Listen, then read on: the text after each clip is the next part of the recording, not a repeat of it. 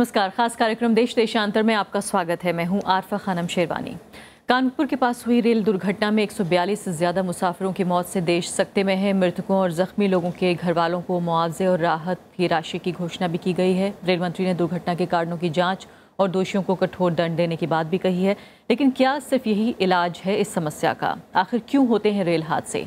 क्या पिछले हादसों को लेकर कभी कोई जवाबदेही या सजा तय हो सकी है?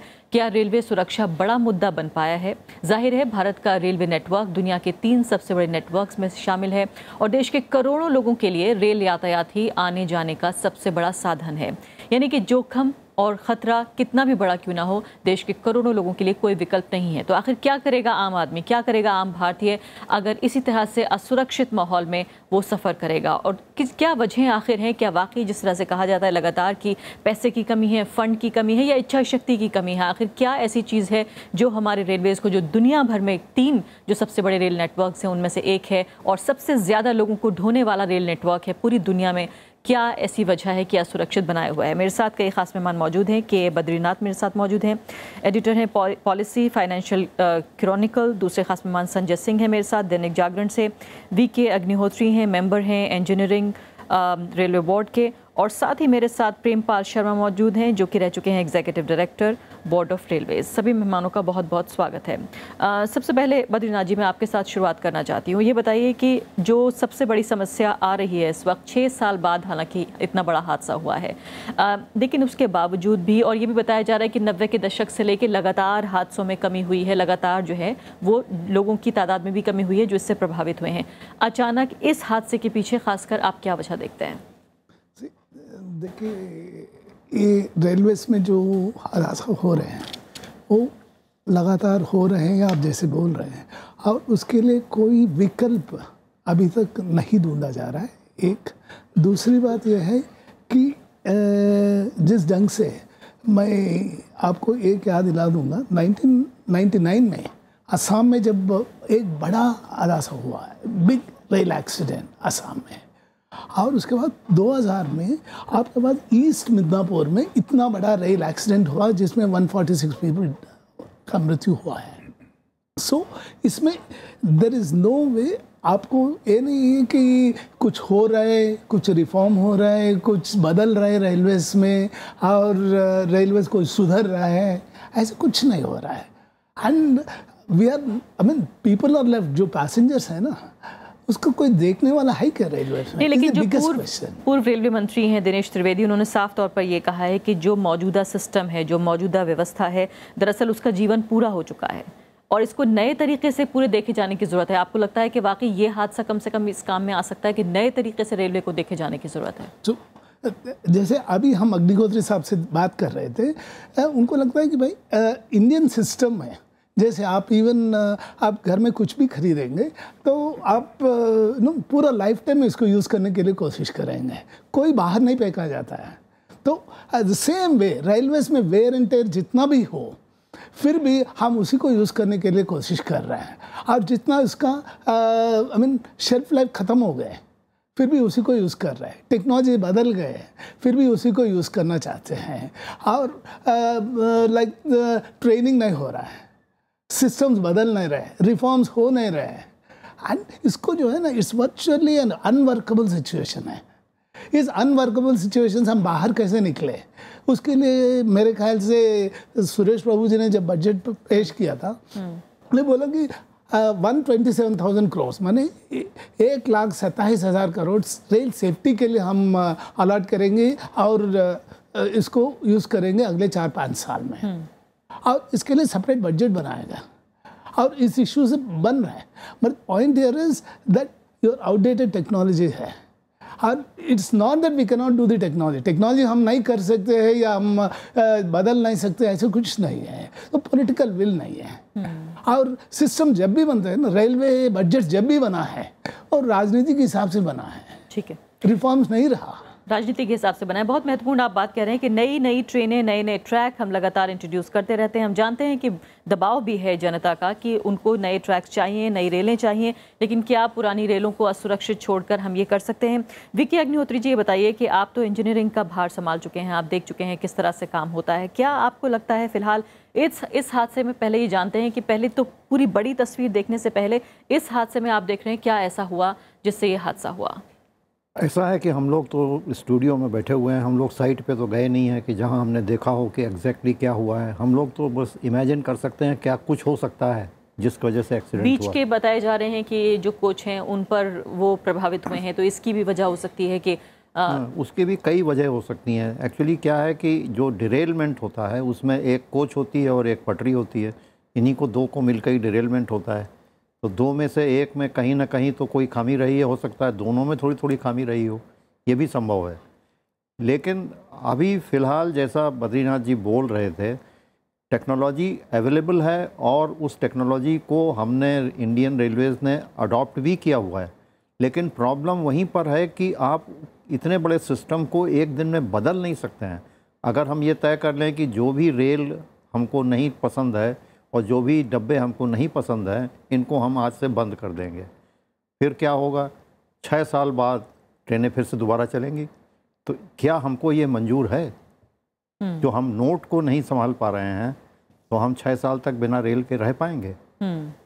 लेकिन ये बात तो आपकी सही है, लेकिन इसके बावजूद भी जो ये हालत पहुंची है रेलवे की, वो भी एक दिन में नहीं हुई है। आपने कहा एक दिन में नहीं बदल सकते, लेकिन हालत भी एक दिन में नहीं हुई है। तो क्या उस वक्त जबकि हालात ख़राब हो रहे थे, लगातार दबाव बढ़ रहा था, आबादी का भी प्रेडिक्शन पहले से होता है कि इतनी आबादी हर साल बढ़ जाएगी, इतनी नई जो है कोचों की और रेल की हमें ज़रूरत पड़ेगी, क्या इसको मद्देनज़र नहीं रखा गया जब रणनीति बनाई जाती है? रिसर्च के इतने बड़े बड़े कागजात जो हैं वो धूल खा रहे हैं, उस सब पे कोई ध्यान नहीं है। तो क्या जो बद्रीनाथ जी कह रहे हैं कि इच्छा शक्ति उसकी कमी है, या वाकई ये मान लिया जाए कि धन की कमी है, पैसे की कमी है? नहीं, ऐसा है कि जो प्रोजेक्ट सैंक्शन किए गए उनको हिसाब से नहीं सैंक्शन किया गया।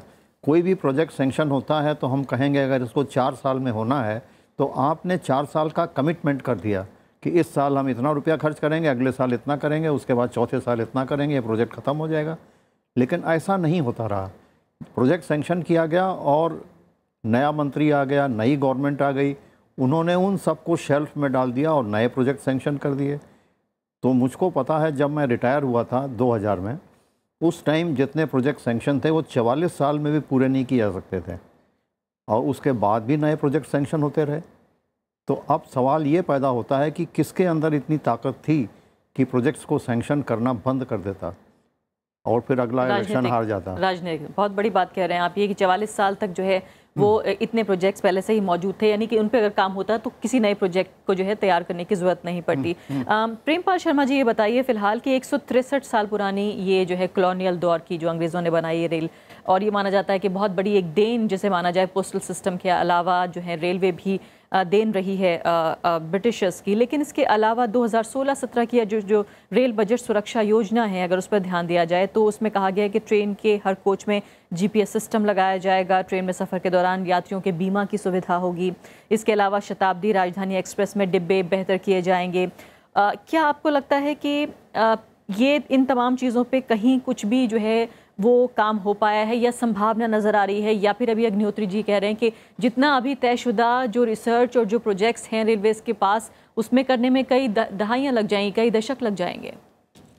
आपने जो बात कही कि ये सुविधाएं जोड़ी जाएंगी, उसमें और जोड़ लीजिए कि वाईफाई होगा, शॉपिंग की सुविधा होगी, ट्विटर पे आपको की परेशानियां दूर होंगी। मुझे लगता है ये बहुत हवाई बातें हैं, और मैं हवाई नहीं कहूँगा। आप ये क्लेम करने के लिए तो ठीक है कि हम भी टेक्नोलॉजिकली आगे बढ़ रहे हैं, लेकिन आप ये भी देखिए कि ये जो हादसा हुआ है ये कितनी बड़ी चूक है। तो डिब्बे की आवाज़ हो रही थी S2 बॉगी के अंदर, कंप्लेंट की जा रही है, झांसी अथॉरिटीज़ ने, जैसे होता है ना कि जब चलता है देख लेंगे, आपका ये जो चलते वाला जो एटीट्यूड है उसकी वजह से आपकी जो सुरक्षा है वो दुनिया के नक्शे पे हमारे हादसों को देख के उन्हें भी आता होगा कि ये थर्ड टेक्नोलॉजी के मैन पावर, NPT में न्यूक्लियर, दुनिया भर की बातें करने वाला देश ये कहाँ पे खड़ा हुआ है? क्या आपने अखबारों की वो कहानियाँ सुनी होंगी, और ये आज नहीं है, 2010 में हुए। बोलो ऐसे बड़े बड़े हादसों की एक लंबी लाइन है। मैं अग्निहोत्री साहब से सहमत नहीं हूँ कि रातों रात नहीं हो सकता। 70 साल हुए हैं, अब हम उससे और कब तक इंतजार करेंगे? और मुझे अच्छा लगा था कि पिछले इसी मंत्री जी ने जब पिछले दिनों कहा था कि हमारी प्राथमिकता सुरक्षा होगी, सेफ्टी होगी, भले ही हम कम ट्रेन चलाएं और चाहे पंक्चुअलिटी हमारी सफ़र करें। पिछले बार ऐसा हुआ और इसके बावजूद भी मैं एक बात और जोड़ना चाहूँगा, बहुत इसमें कई पहलू बनते हैं, लेकिन एक और कार्य संस्कृति का मामला है कि हम ये मानते हुए कि चलो देखा जाएगा, चाहे हमें दफ्तर में पहुंचना हो या किसी और का हो।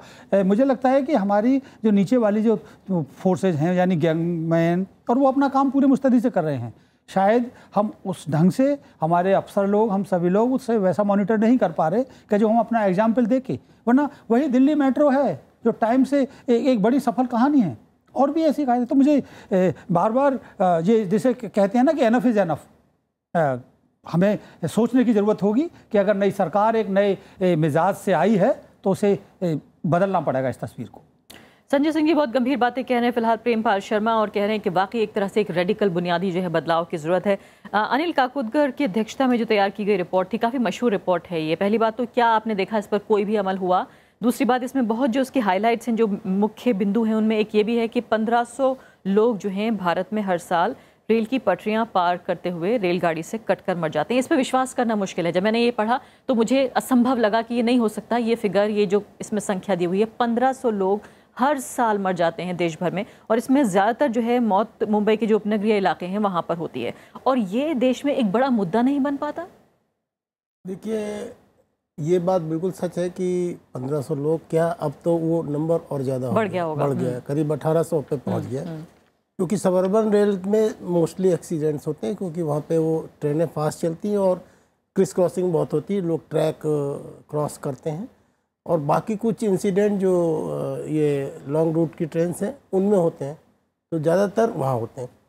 लेकिन इसको दूर करने की जो काकोदकर कमेटी ने रिकमेंडेशंस दी थी, उन्होंने तो ये कहा था कि आप पूरे देश में आरओबी बनाइए, आप फुट ओवर ब्रिजेज बढ़ाइए, आप 1 लाख करोड़ का सेफ्टी फंड क्रिएट कीजिए, आप टोटल 5 लाख करोड़ का फंड मॉडर्नाइजेशन के लिए लाइए और इसके लिए सेफ्टी सेस लगाइए।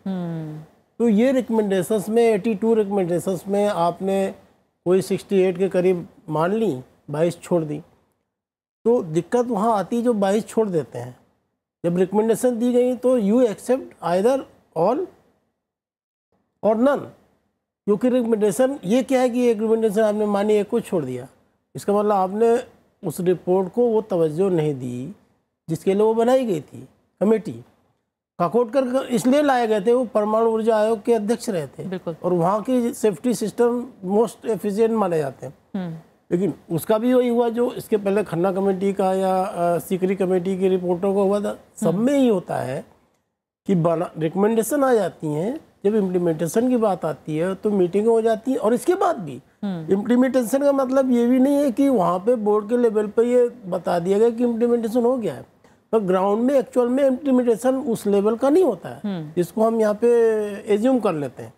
तो वो भी एक चीज़ है, बहुत सारे इश्यूज है। लेकिन इसके अलावा इन्होंने ये भी कहा था खास करके रेलवे क्रॉसिंग्स को जो है ख़त्म किया जाए, पुलों का निर्माण किया जाए। इसको कैसे समझेंगे?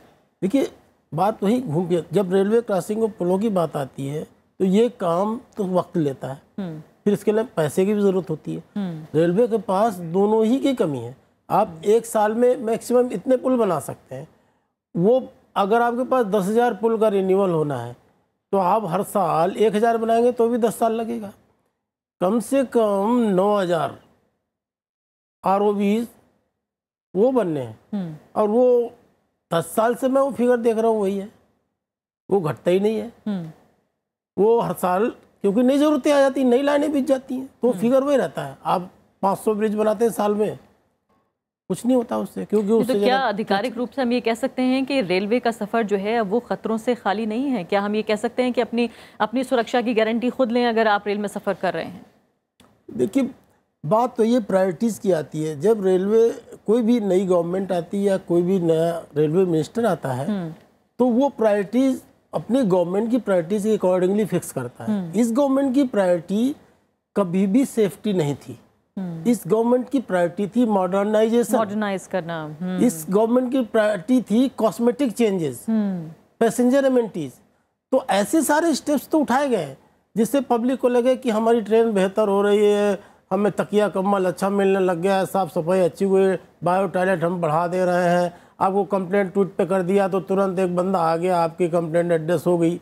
लोगों को खुश करने के लिए ठीक है, झुंझुना एक बच्चे को जैसे खुश करने के लिए, लेकिन उसकी जो परमानेंट जो बीमारी है उसको ये एड्रेस नहीं करता, ये टालने वाली बात है। आप कह रहे हैं कि यानी काम भी हो रहा था, सतही तौर पर जो है इसको कहीं ना कहीं एड्रेस करने की कोशिश की गई है। Yes. बद्रीनाथ जी, ये बताइए फिलहाल कि इस बात से इनकार नहीं किया जा सकता कि नई ट्रेनें नहीं चाहिए। अभी भी बहुत सारे ऐसी जगह हैं जहां पर जो रेलवे से कनेक्टेड नहीं है, आज़ादी के इतने साल गुजर जाने के बावजूद भी, और ये गरीब आदमी का साधन है, हम इससे भी इनकार नहीं कर सकते। यानी किराया बढ़ाने की जो बार बार बात होती है कि जैसे ही आप मॉडर्नाइज करते हैं, या सुरक्षा की बात है, जितने लाख करोड़ के बजट का जिक्र हो रहा है, आखिर सरकार क्या करे, कहाँ से लाएगी पैसा?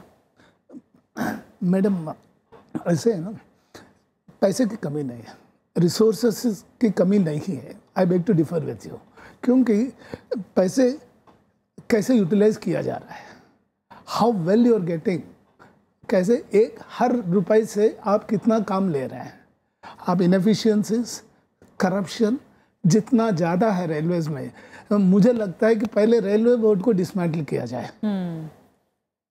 Unless you dismantle the railway board, you run it as a self-sustaining company, it cannot be done. अब सोशल ऑब्जेक्टिव है, सोशल ऑब्जेक्टिव के लिए जितना आप सरकार से सपोर्ट लेना है ले लीजिए, लेकिन कमर्शियल ऑपरेशन जो है ना, आप कमर्शियली रखिए। फॉर एग्जांपल, आप अभी बोल रहे थे कि 1500 लोग मर रहे जी, तो एक रेलवे बोर्ड का एक रिपोर्ट मैंने अभी पढ़ रहा था इस शो के लिए, लगभग 80,000 पीपल इन 4 years डेथ हुआ है।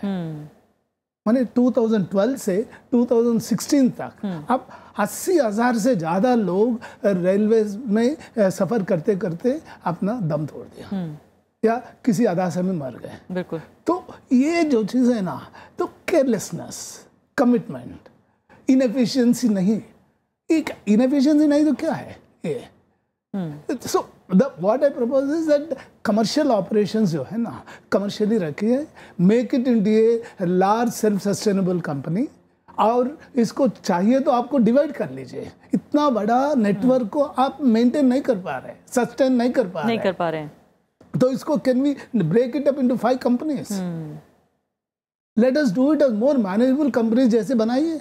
क्यों नहीं हो सकता है? हर जर्मनी में हो रहा है भाई, फ्रांस में हो रहा है भाई। आप रिफॉर्म्स की बात कर रहे हैं हम लोग, और हर बार हर मंत्री बोलते हैं कि सर रिफॉर्म करेंगे, लेकिन क्या रिफॉर्म हो रहा है? एक बार बिहार का बजट बनेगा, एक बार वेस्ट बंगाल के बजट बनेगा, एक बार कर्नाटका की बजट बनेगा, रेलवे बजट जब बनता है। बिल्कुल।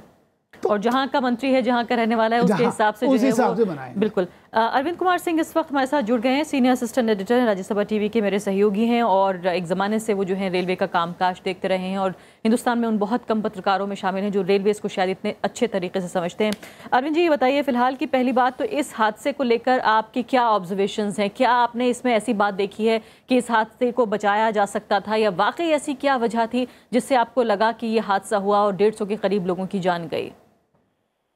देखिए अर्पा जी, ये सीधी बात ये है कि जो अभी जो प्रायोरिटी जिन चीज़ों पे दी जा रही है, वो बेसिकली ये है कि निवेश कैसे हो, रेल में बढ़े, और उसका ढांचा विस्तार कैसे हो। क्योंकि रेल मंत्री आपने देखा होगा कि बार बार उन्होंने कहा कि अगले 5 साल में वो 8.5 लाख करोड़ से ज़्यादा का इन्वेस्टमेंट करके इसको और चमकाना चाहते हैं।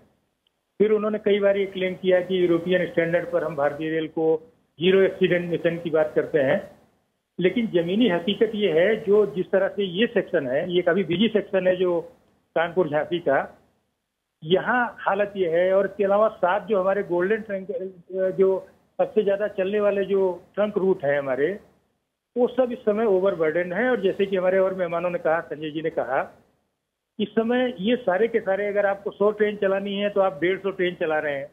जो मंत्री आता है नई ट्रेन चला देता है बगैर ये जाने हुए कि सुरक्षा की क्या हालत होगी। तो मुझे लगता है कि निवेश तो इस सरकार की प्राथमिकता में है, लेकिन जो मौजूदा ढांचा है अभी रेल का, जिस पे रेल चल रही है, उसको सुधारने का या उसकी सुरक्षा और संरक्षा के बारे में बिल्कुल चिंता नहीं है। और इसमें जो बहुत महत्वपूर्ण बात है, जो अभी संजय जी ने जिक्र किया था, आपने जो कहा खासतौर पर काकोदकर कमेटी, काकोदकर साहब जो एक परमाणु वैज्ञानिक है, उन्होंने भारतीय रेल को उस नजरिए से देखा, और उन्होंने जो रिपोर्ट बनाई है वो मुझे लगता है कि हाल के सालों की HR खन्ना कमेटी जैसी ही माइलस्टोन रिपोर्ट है वो, उसके दिशा में जो ध्यान देने की जरूरत थी बिल्कुल ध्यान नहीं दिया गया है। अभी बीच में कुछ दिन पहले जो है रेल मंत्रालय ने 1 लाख करोड़ रुपए वित्त मंत्रालय से मांगे।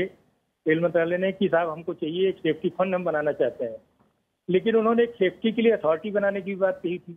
आप एक इंडिपेंडेंट अथॉरिटी बनाइए जो लगातार ये देखे कि कहाँ कमियां हैं, कौन से पुल कमजोर है।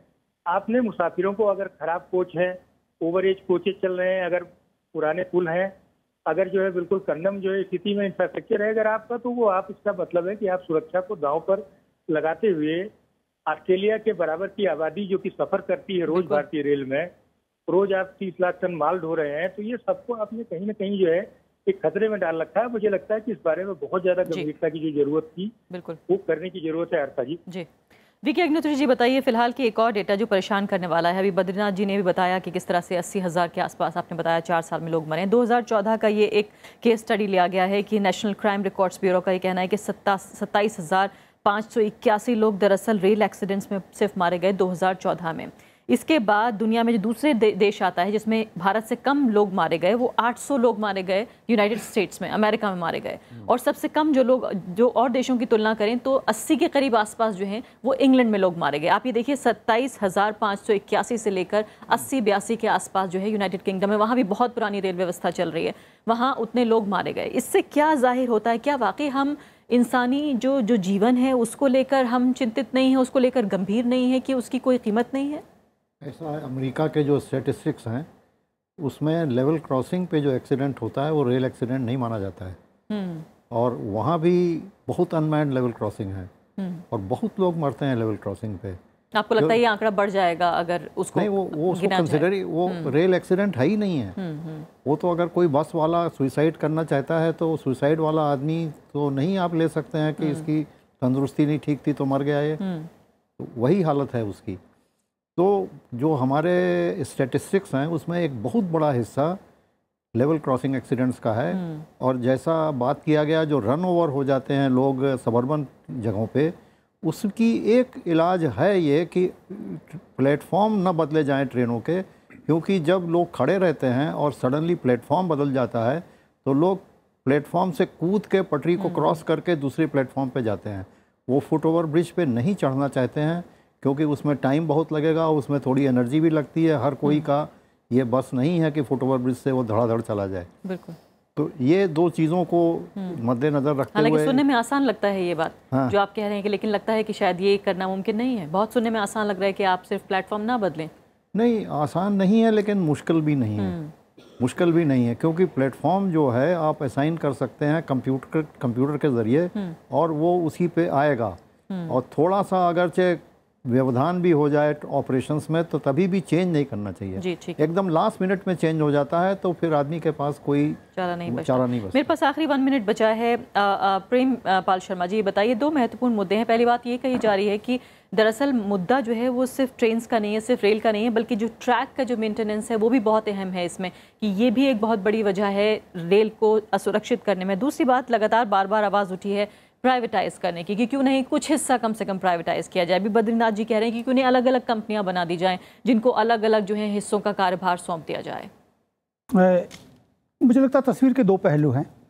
ऐसा नहीं कि सब कुछ काला ही है, कुछ पिछले दिनों अच्छी सुधार भी हुए हैं, जैसे कि रिजर्वेशन का टेलीफोन पे बताया जाना, अच्छी ट्रेनें किस समय पहुंच रही हैं, कुछ और भी पिछले दिनों स्वच्छता पर भी कुछ ध्यान हुआ है। और एक और मुझे लगता है कि पिछले कम से कम कुछ सालों में क्षेत्रीयता के आधार पर रेलें नहीं शुरू हुई हैं, ये इसके अच्छे पक्ष हैं। लेकिन जहाँ तक उन संजय जी ने कहा कि जो काकोडकर कमेटी या दूसरी जो समितियों की जो रिपोर्ट रही है उसको तुरंत लागू करने की ज़रूरत है। आपका प्रश्न कि फाइनेंस कहाँ से आएगा, मुझे लगता है कि वक्त आ गया है कि हम 50 और 60 के दशक के मॉडल से नहीं चल सकते। अभी पिछले दिनों मुझे उत्तर प्रदेश जाने का मौका हुआ, मुझे लगता है कि सारा सड़क परिवहन कहीं ना कहीं निजी पूंजी से ही बढ़ा है। तो वक्त आ गया है कि हमें रेलवे के अंदर भी, जैसे कि इसी दुर्घटना को अगर माना जाए तो ICF के जो कोच थे, अगर उनकी बजाय वो दूसरे कोच होते तो शायद ये इतनी हमारे पास में दुखद मृत्यु नहीं होती। तो उसके लिए अगर हमें पूंजी की ज़रूरत पड़े तो हमें बाजार से उठाने की ज़रूरत है। हम उसी मॉडल पे तो नहीं चल सकते। लेकिन मैं अंतिम बात जो कहूँगा वो कि लेकिन उससे ज़्यादा जरूरी है कि हमारी कार्य संस्कृति को बदलने की। जी, बहुत बड़ी बात आपने कही है कि जो वर्क कल्चर है, जो कार्य संस्कृति है, वो बहुत बड़ी बात है। माफ़ कीजिएगा, मेरे पास समय समाप्त हो चुका है कार्यक्रम में। तो जाहिर है एक रेलवे लाइन जो कि एक तरह से भारत के लिए लाइफ लाइन कही जाती है, अगर वो खतरे में है तो आम आदमी के लिए भी बहुत बड़ा खतरा है। उम्मीद है कि सरकार कम से कम इस हादसे को एक अलर्ट की तरह, एक चेतावनी की तरह लेगी और सुरक्षा पर ध्यान देगी। इसी के साथ अभी के लिए इतना ही। नमस्कार।